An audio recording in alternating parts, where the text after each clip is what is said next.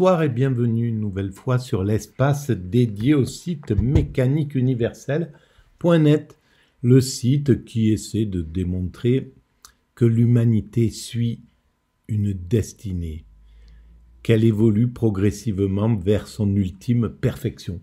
Et c'est marrant parce que je viens d'ouvrir cet ouvrage-là, je voudrais travailler là-dessus après le travail que je fais sur Platon. Donc la mythologie grecque. Et au tout départ, on voit ce dieu qui s'appelle le destin, la destinée. Et donc pour les Grecs, la destinée, c'était... Il n'y avait aucun dieu qui pouvait rivaliser contre ça. Et ça, c'est vraiment... ça mérite de vraiment s'installer. Parce que pour moi, l'humanité suit une destinée qui la conduit irrésistiblement vers son ultime perfection. Nous construisons, sans le savoir, le paradis pour nos futurs descendants. Alors il faudra encore 2, 3, 4, 5, 6, peut-être 10 siècles, mais c'est notre but attitré. On ne peut pas s'extraire de ce type d'évolution. Voilà, alors ça c'est ce que j'essaie de démontrer de façon rationnelle. Maintenant, il faut avancer un petit peu là-dedans. Alors je vais reprendre la réflexion à partir de Platon, donc la République. J'ai commencé une série de vidéos sur des audios de France Culture, proposés par France Culture, dans une émission qui s'appelait Les Chemins de la Philosophie. Et Platon, c'est tout simplement grandiose. La République, je ne connaissais pas, je découvre et je vois que tout a été pensé. Voilà, il n'avait pas les moyens, Platon, de penser la finalité de l'humanité, mais il pense quand même qu'est-ce qu'il faudrait faire pour accéder à une société, à une cité parfaite. La société, la cité qui serait idéale. Donc il a réfléchi à ça. Évidemment que s'il vivait aujourd'hui, il penserait plus en termes de cité, mais en termes d'humanité. C'est tout. La différence, elle est juste là. À son époque, c'était impossible pour lui de penser en termes d'humanité. La majorité du peuple, du monde, de l'humanité ne s'était pas rencontrée, n'avait pas fait de lien entre l'Amérique, l'Europe, je ne sais pas moi, enfin, les continents asiatiques. Bien sûr qu'il y avait des rencontres qui s'étaient faites, évidemment, mais il ne pouvait pas en arriver là. Alors, il a pensé la cité idéale. Et là, il travaille dans l'épisode 3, comment et commencer à soigner la société, la cité malade. Et la cité malade, c'est la cité ordinaire. C'est le monde ordinaire. Le monde, là, on pourrait le considérer comme malade. Si Platon réfléchissait aujourd'hui, il penserait l'humanité est malade parce que elle est dans la profusion, dans l'hubris, dans le luxe, enfin tout un tas de choses qui l'empêchent de véritablement être heureuse, de privilégier le bonheur. Et donc là, on est sur la dernière vidéo, vraisemblablement, de l'épisode 3, qui est consacré à Nicolas Sachs, chargé de recherche en philosophie à Bruxelles. Et donc, je lance et... évaluer Platon par les standards qu'il pose dans la République, eh bien, on devrait non seulement bannir les poètes de la République, mais Platon aussi, bah oui. C'est ça. Alors, oui, c'est une bonne question, mais c'est pour ça que j'essayais, dans l'interprétation donnée plus tôt, de voir dans ce mythe ce que Platon dit être une imitation des bonnes choses. Hein, parce que, comme on l'a vu, on peut imiter des mauvaises choses, on ne peut pas imiter des mauvaises choses. Par contre, imiter des bonnes choses, ça, oui. Même si c'est pas facile à faire, et même si on ne sait pas toujours reconnaître ce qui est bon et ce qui est mauvais. vrai. Et donc on pourrait voir dans l'utilisation du mythe une sorte de maniement subtil d'une arme très dangereuse, mais que Platon lui-même ne se prive pas de manier pour arriver à des fins, en effet, qui sont de l'ordre de la stabilité politique et d'une forme d'utopie. Donc mentir, oui. Créer des mythes, oui, du moment que c'est Platon qui le fait. Non, mais alors, du moment en tout cas qui sont au service de la vérité. C'est vraiment. Alors, bon, je vais reprendre ma critique de Adèle Van Breit à ce moment-là. Il y a quand même une attaque de Platon, parce que, bon, Platon, c'est vrai que c'est un peu dictatorial ce qu'il propose, mais si on le resitue pas à son époque, et si on comprend pas la puissance créatrice de Platon à d'autres niveaux, ben oui, c'est vrai qu'on va le critiquer, mais c'est plus haut que ça, Platon, quoi. Ça mérite autre chose que ça. Qui sont au service de la vérité. Je suis désolé. Mais que Platon détient. Enfin, je veux dire, c'est lui qui vient nous expliquer ce qu'est la vérité, quand même, dans la République. Bon, oui, c'est son projet. Et on verra s'il y parvient. Oui. Alors, une fois l'éducation faite, on avance en un livre 3, livre 4. La question se pose de savoir où se trouve la justice dans la cité, car on n'a pas assez insisté là-dessus, mais on l'a beaucoup fait lundi et mardi avec Dimitri Elmur.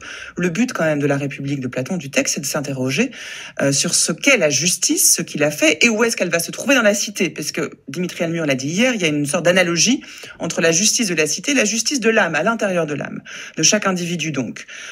Et dans le texte que vous allez entendre, donc un extrait du livre 4, Platon réfléchit à ce qu'est la justice et finalement va dire que la meilleure façon d'obtenir la justice dans une cité, c'est de faire en sorte que chacun s'occupe de ses affaires. Écoutez.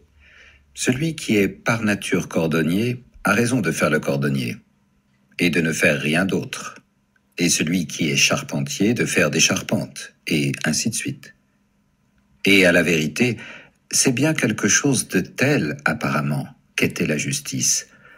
Non pas toutefois relativement aux soucis extérieurs qu'on prend de ses propres affaires, mais relativement aux soucis intérieurs, de ce qui concerne véritablement l'homme lui-même et ce qui est à lui.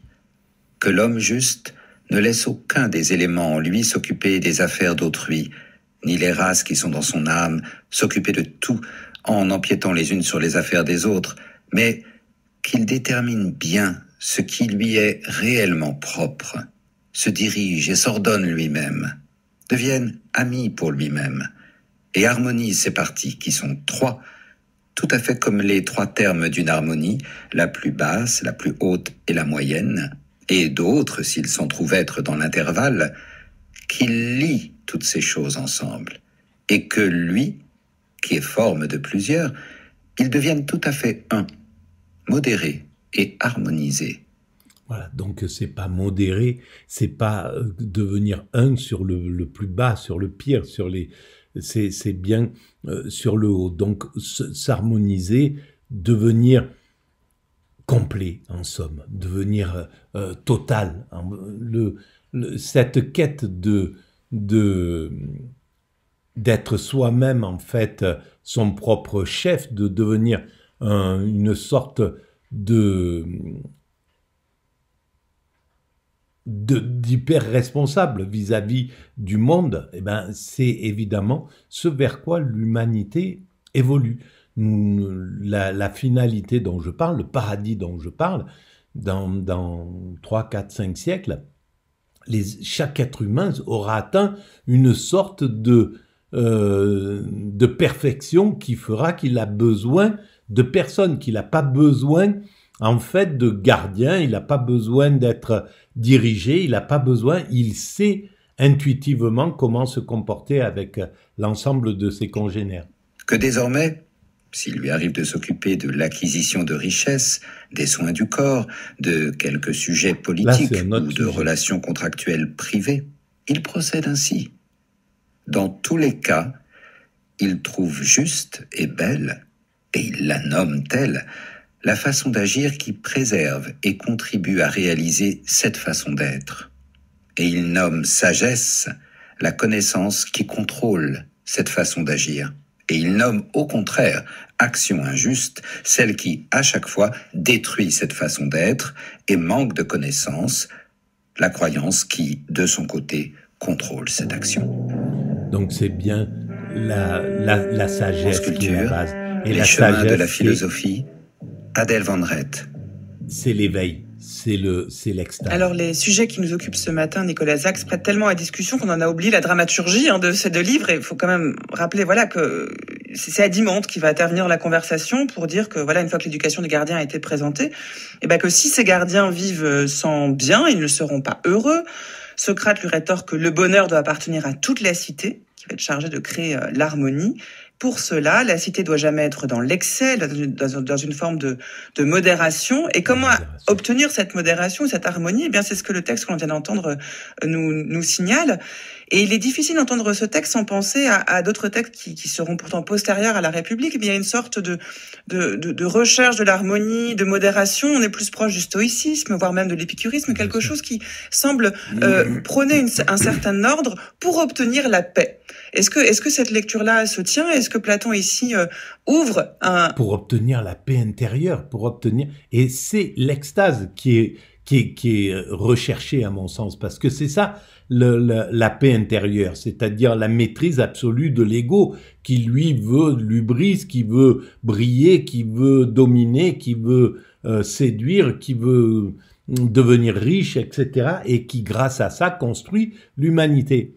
Mais c'est autre chose le bonheur. Le bonheur, c'est justement aller au ras des besoins et de pouvoir donc atteindre la contemplation, l'état de béatitude, quoi.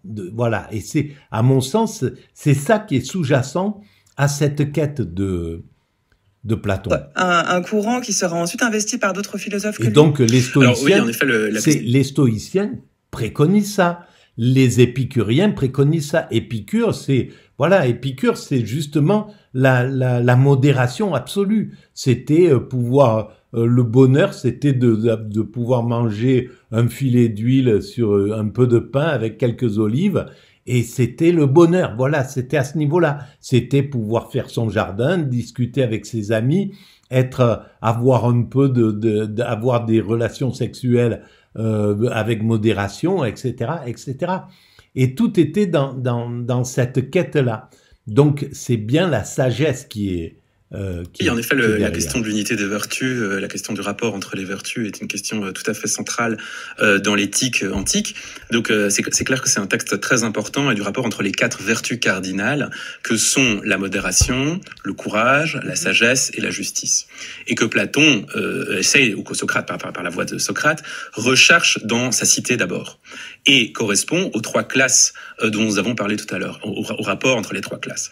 Alors, la sagesse se trouvant dans l'élément des dirigeants. Les dirigeants font des bonnes décisions pour la cité et donc sont sages.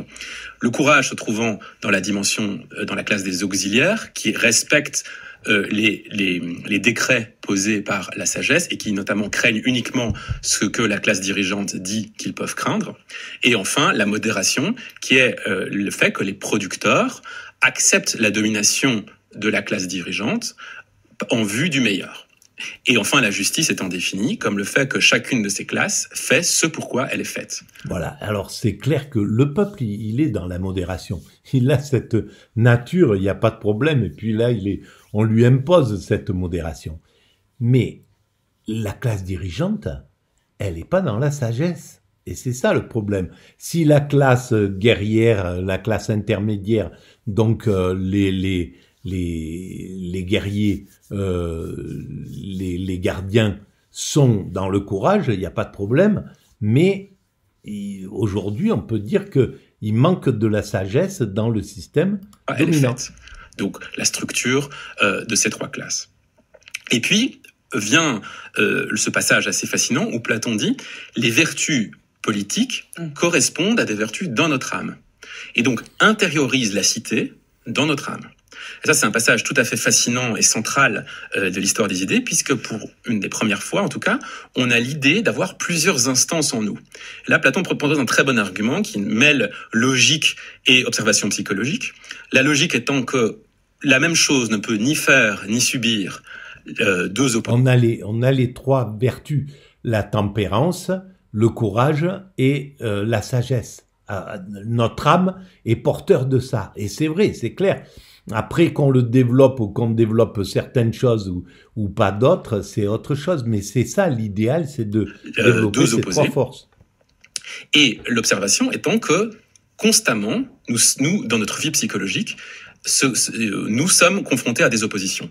Par exemple, je sais que je ne dois pas boire, mais j'ai envie de boire. Par exemple, je dois me lever le lendemain, ou quelque chose comme ça, ou je sais que je ne dois pas manger pour mon régime, mais j'ai envie de manger. Ou plein d'autres cas. Donc c'est des cas où on est tiraillé entre deux désirs, entre un désir et une raison. Et donc Platon dit, puisque la même chose ne peut pas avoir des opposés, c'est que ce n'est pas la même chose qui désire et qui résiste au désir. Et donc il y a en nous des parties de l'âme. Parties de l'âme qui correspondent aux classes de la cité. La partie dite rationnelle, la partie ardente et la partie appétitive. Le surmoi, le ça et le moi. Alors, c'est un peu ça, non? C'est un peu ça, un peu ça, avec peut-être une différence, c'est que chez Freud, le principe de plaisir se situe essentiellement dans le dispositif pulsionnel. Or, dans le livre 9, dans le livre 8, on apprend que la partie rationnelle a aussi son plaisir et son désir. Donc, en effet, c'est un peu ça, mais il y a aussi des formes de plaisir intellectuel très très forts, qui sont même plus forts d'ailleurs que les plaisirs appétitifs, puisque les plaisirs appétitifs sont pris dans des cycles de vide et de réplétion, alors que les plaisirs intellectuels sont purs. J'ai parlé de ça aujourd'hui. L'idée, c'est que nous sommes donc aussi tripartites que la cité l'est dans notre âme. D'où vient la vertu? Elle vient, d'après Platon, de l'idée que nous sommes capables de avoir dans notre âme, non pas ces parties qui nous tiraillent, mais qui sont unies.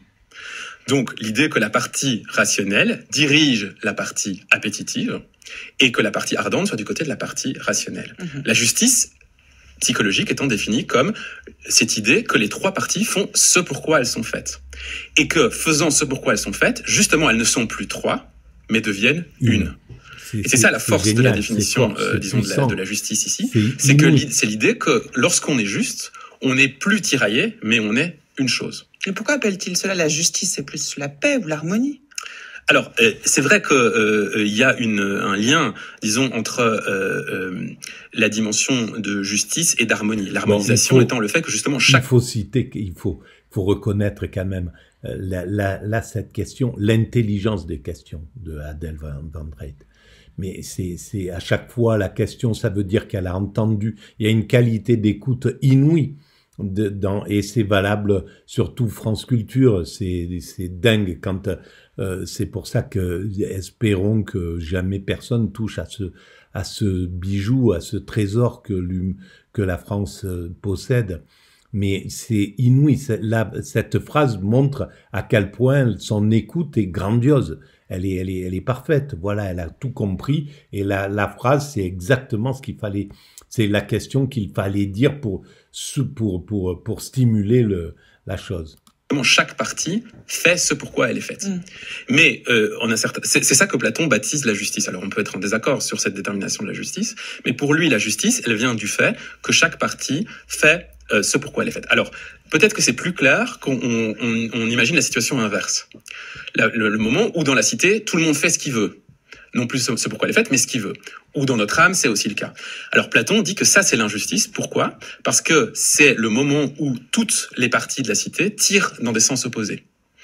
Et ça, pour lui, c'est l'injustice. C'est la dissension de la cité. Ce qu'il appelle aussi la guerre civile, la guerre interne. Qu'il craint beaucoup plus que la guerre externe. Eh ben, c'est exactement ce contre quoi je lutte avec la mécanique universelle. C'est-à-dire que si on évolue dans ce chaos, pourtant on évolue tous vers cette perfection, on travaille tous à cette perfection dont je parle, et comme on le sait pas, eh ben chacun tire de son côté la couverture à soi, et on l'a vu pendant le Covid, mais on le voit tout le temps, quoi.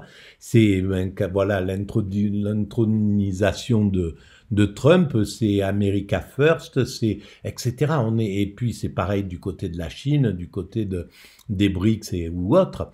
Et ça, c'est plus supportable.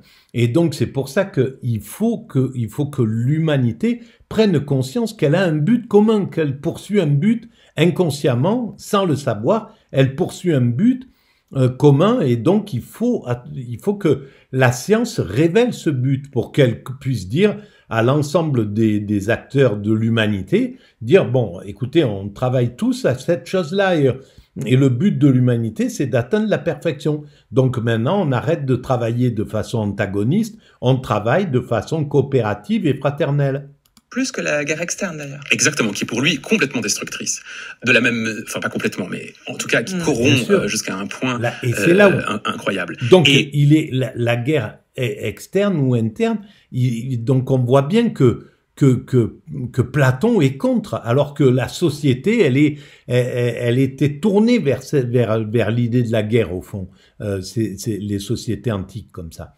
Et donc là, parce qu'elle était survalorisée, le héros était valorisé, le guerrier était valorisé, la victoire était valorisée, etc., etc. Et donc son esprit est beaucoup plus haut que l'esprit de la société de son temps. Et dans l'âme, c'est aussi le cas. C'est le moment où notre dispositif pulsionnel, pour le dire avec Freud, prend complètement le dessus. Et pourquoi est-ce que c'est mal? Pas parce que la raison a toujours raison, mais parce que on est tyrannisé en fait. C'est ça le problème. Par soi-même. Par soi-même. Par ses désirs. Exactement. Et qu'en fait, c'est le contraire de la liberté. Hein, et c'est ce lien-là entre liberté et justice qui fait que Platon a identifié la justice à ce moment où on est justement plus du tout tyrannisé par ce qui se passe en nous, mais qu'on est unifié.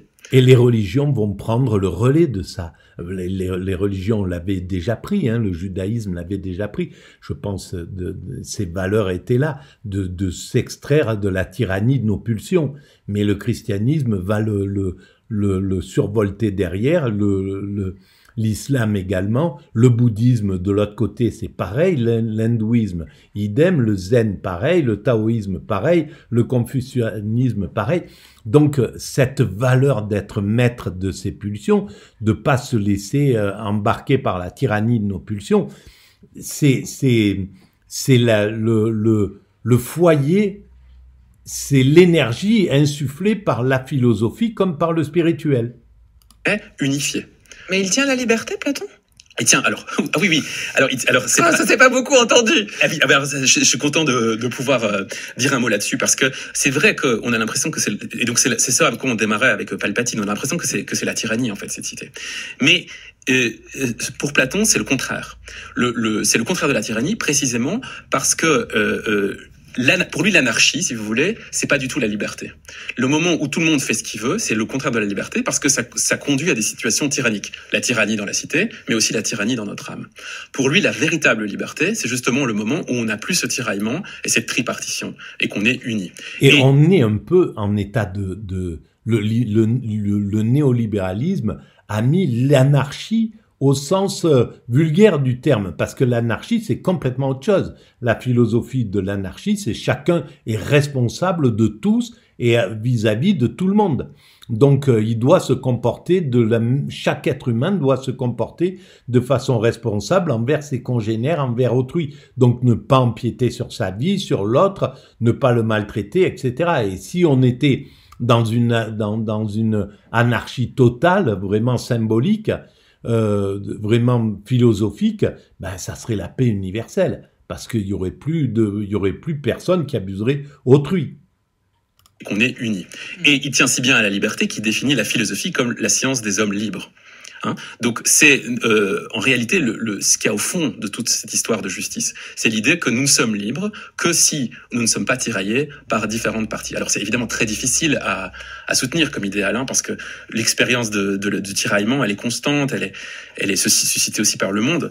Et on est libre donc que quand on atteint l'extase, parce que là on n'est plus tiraillé, les pulsions sont éteintes, l'ego est éteint, et donc il n'y a plus aucune tyrannie de nos pulsions, et on est en contemplation absolue, on est dans l'amour absolu, mais l'amour avec un grand A, et ça n'est plus le désir, c'est autre chose, c'est l'amour spirituel, et là, c'est la liberté absolue. Et quand on a vécu l'expérience de l'extase, comme je l'ai fait pendant une semaine, de façon accidentelle, et je ne savais pas ce qui m'est arrivé, quand je suis sorti de cet état et que je l'ai analysé, j'ai vu à quel point c'est la liberté la plus totale. On est dans une liberté, mais absolue. y a rien, il y a personne qui peut interférer sur cette liberté. Et ça, c'est incroyable. Même si on nous met au fer et ficelé, l'extatique, il est en pleine liberté. Il est dans son état de liberté absolue. Et de ce point de vue-là, Platon annonce la difficulté que les stoïciens mettent en évidence d'être un sage. Et donc là, vous aviez raison de faire ce parallèle. C'est pas facile du tout. Mais c'est un idéal qui fait que, en tout cas, la liberté ne se confond pas du tout avec l'anarchie. Oui, c'est ça. Mais plutôt du côté de l'ordre. En fait, elle est du côté de l'ordre. Une intuition qui est pas Elle est de l'ordre, mais de l'ordre, pas l'ordre autoritaire, pas l'ordre dont parlent nos ministres de la justice ou de la police et le ministre de l'Intérieur ou comme l'a dit Trump dans son discours, le retour à l'ordre et à l'autorité. C'est pas ça qui est le fondement de la liberté. La liberté, c'est que chacun puisse comprendre qu'il ne doit pas interférer vers l'autre. C'est qu'il est l'éducation qui lui permet l'éducation à l'empathie qui lui permet de n'abuser personne, etc. et de vivre dans une société harmonieuse. Elles existent. Il y a eu des petits pôles de sociétés comme ça qui ont été vécus déjà. Donc on sait qu'on est capable de ça. Qui n'est pas nécessairement difficile à comprendre, hein, puisque souvent on fait l'expérience de la liberté dans l'ordre qu'on s'impose. C'est pas complètement aberrant, je veux dire, de voir que la liberté survient plutôt dans l'ordre que dans des grands moments de grand désordre. Et donc de ce point de vue-là, j'aurais tendance à dire que sa conception de la justice, comme impliquant la liberté, est pas complètement périmée. Eh ben merci de terminer sur ces mots, Nicolas Sachs. Merci beaucoup d'être venu ce matin. Merci à vous de votre invitation. Nous parler de ces livres 3 et 4 de la République de Platon. Je rappelle que vous êtes chargé de recherche en philosophie ancienne à l'Université libre de Bruxelles et que donc nous consacrons cette semaine à la République de Platon. On lira la suite demain, livre 5 avec Fulcran Tesserink. On se demandera si Platon était communiste. Mais d'abord, puisque les poètes ont été chassés de la cité par Platon, on les réinvite. Ils viennent en studio ce matin. C'est Charles Trenet, l'âme des poètes. Bon, on l'aurait bien écouté, l'âme des poètes, c'est magnifique, mais cette chanson de Trenet, mais comme voilà, il y a des droits d'auteur, des trucs, à chaque fois ça me pose des problèmes quand je mets les vidéos sur Internet. Voilà. Alors il y aurait beaucoup à dire sur justement la difficulté d'être sage, d'atteindre et que pourquoi cette difficulté, elle est fondamentale. C'est logique que ça soit hyper dur d'atteindre cette sagesse, cette liberté, cette zénitude. Parce que si on atteignait l'extase, on ne construit plus l'humanité. Parce que l'extase, c'est la contemplation. Donc, on est là, on va à la rencontre les uns des autres, mais on n'a plus du tout d'intention, de travail, d'agir, de construire, de se bagarrer, de se confronter aux autres. C'est fini, il n'y a plus du tout ça. Donc, pour finir de construire l'humanité, il faut à tout prix qu'on ne soit pas en état d'extase, qu'on n'atteigne pas cet état de liberté absolue dont parle Platon. Voilà. Et c'est ce que nous faisons. On n'est pas en état d'extase et c'est difficile d'atteindre l'extase. Voilà. Alors, si vous pensez que ces vidéos ont un peu d'intérêt, si vous les trouvez intéressantes, ben vous pouvez mettre des pouces, vous abonner, envoyer le lien à vos amis, établir des liens avec votre site, etc. En parler ailleurs, faire ce que vous voulez à ce niveau-là, reprendre ces idées, etc. Et vous pouvez mettre des commentaires, ça permet d'évoluer aussi, et aller visiter le site mécaniqueuniverselle.net, il y a toujours le lien sous les vidéos. Voilà, je vous remercie et je vous dis, et merci de votre patience. On va continuer, c'est l'épisode 3 sur 8, le livre 3 et 4 qui viennent d'être faits. Demain, ça sera les livres 5 et quelques. Et on va continuer à décortiquer cette perle, ce diamant qu'est la République de Platon. Tout Platon est un diamant, mais la République, C'est incroyable, là. Je ne connaissais pas, je viens de tomber là-dessus. Et ben, ça tombe exactement, parfaitement vers ce qu'il fallait écouter et voir. Et il n'y a pas de hasard, dans ma théorie en tout cas.